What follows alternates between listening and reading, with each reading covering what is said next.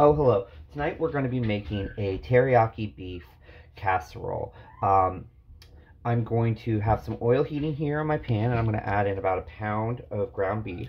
We're using a sort of lean one. We're using about an 80-20 there. So splash. There.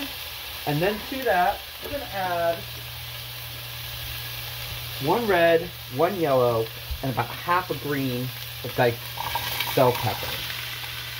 There. Get everybody in. And we're just going to stir this till that meat is getting nice and brown and the peppers are softened.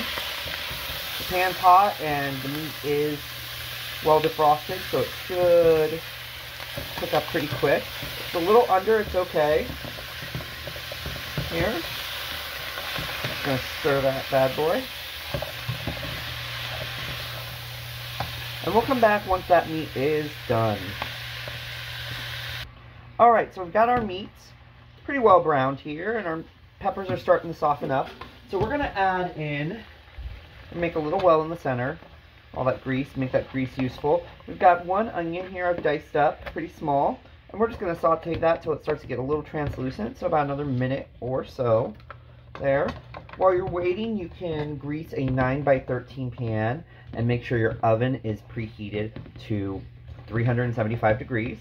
Also, if your casserole dish doesn't have a nice little lid on it, I would advise getting some aluminum foil to cover it up, because we're going to need that later. If you've got a lid, you can make that use of that as well, and it should turn out great.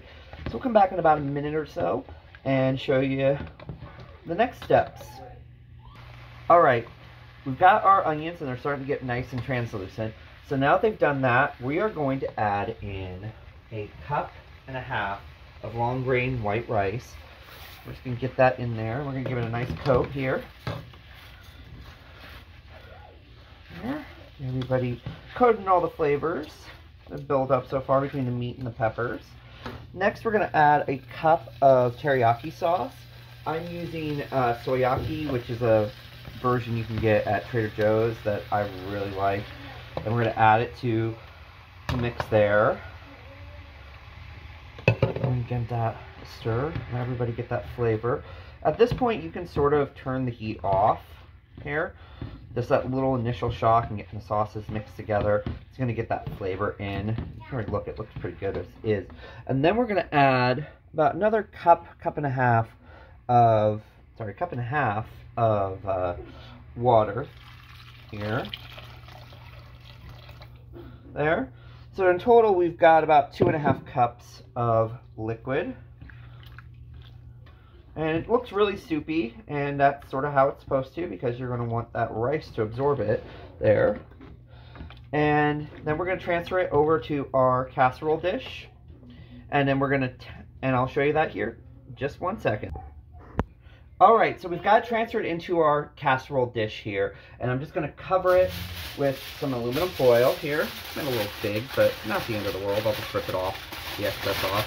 And we're going to pop this into our preheated oven for about 45 minutes, or until all of the rice is, all the moisture is absorbed by the rice, I mean to say. There we go. Let's get that coated up. Seal it up. You want to keep it tight, but you know some will escape. That's why we did a little extra there. And we're just going to pop that in my oven, and I'll bring it back when it's done. Alright, and here is our casserole out of the oven. You notice the rice at the top is a little more crispy in the ass, but the rest should be cooked through. So we are just going to plate that up. It's going to be a little looser casserole than I'm probably used to, but so it's almost like a baked all-in-one rice bowl. You can top this with some green onion, or maybe even some crispy wonton strips would be nice on here. But whatever you like, you can customize it how you like. And enjoy!